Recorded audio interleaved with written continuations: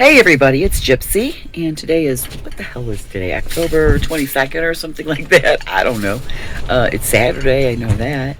Um, and this is this past week's update. What I have gotten done. The first part I showed you very quickly because the wind picked up.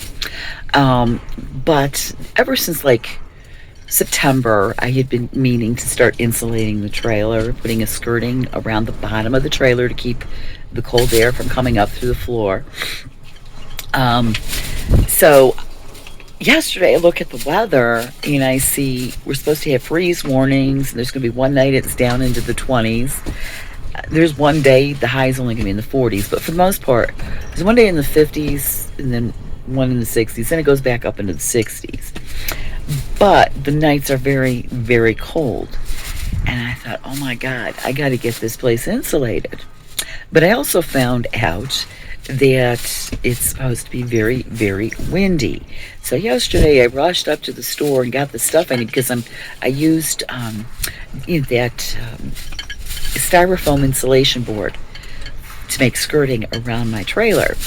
You can't get that out in the wind because it's going to fly all over the place, fly out of your hands. So I went to the store yesterday, and when I got home, it was windy. So I looked, and the only time it was not going to be windy was this morning. So I thought, oh my God.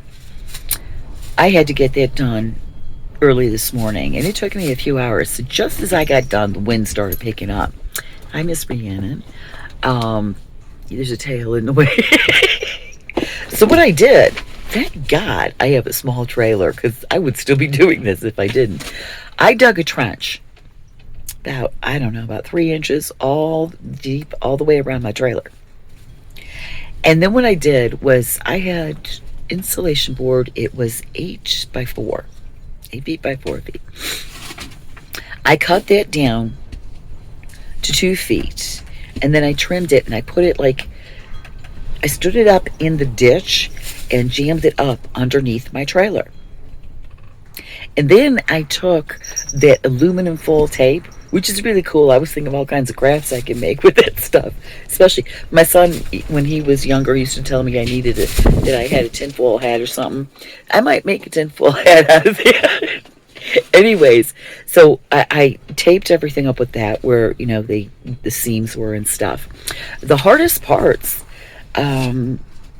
to cover was the tongue of the trailer because there's all my wires and pipes and stuff coming in there.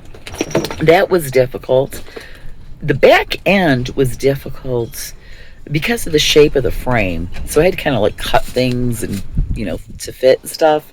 And then where my step is going in the door.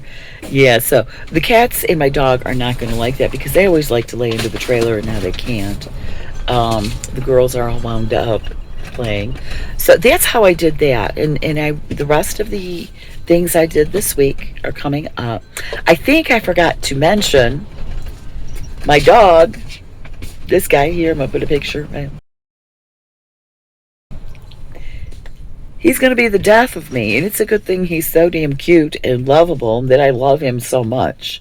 Because he's driving me crazy with this getting out of the fence.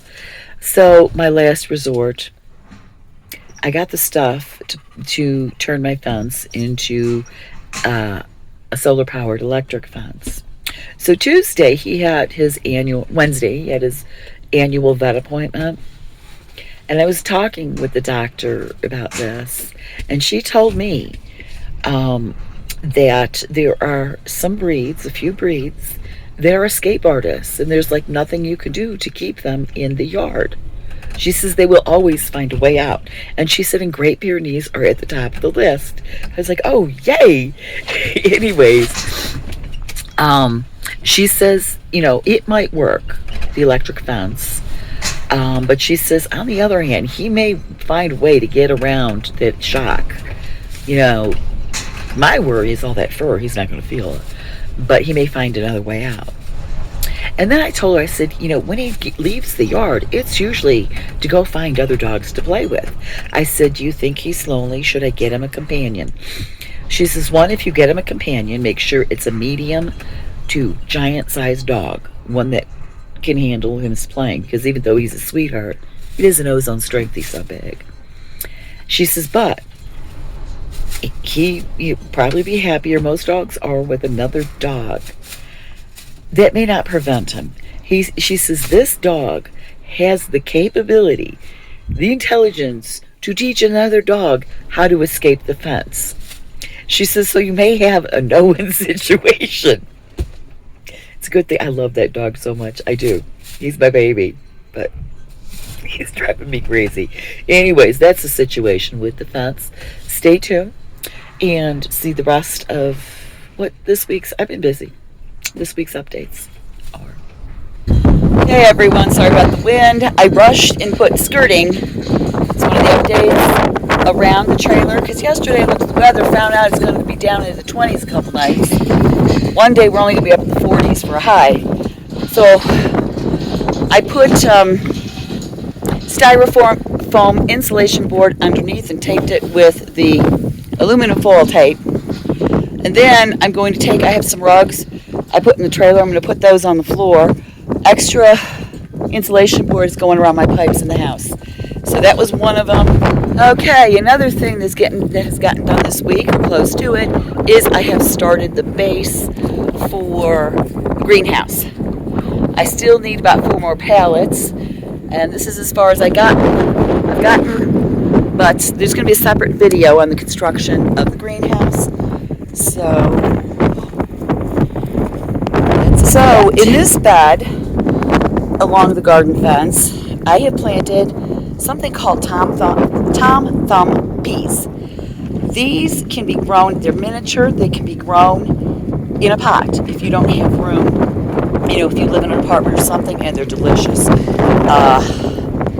not a snap pea. You can't eat the pod.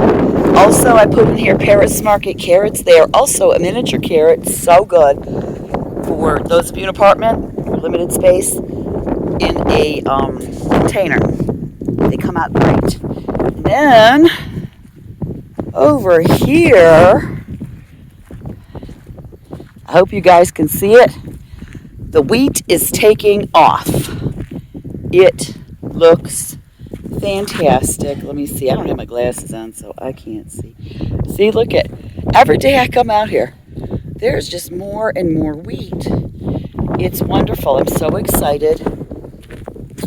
So, getting a wheat grinder, grain mill.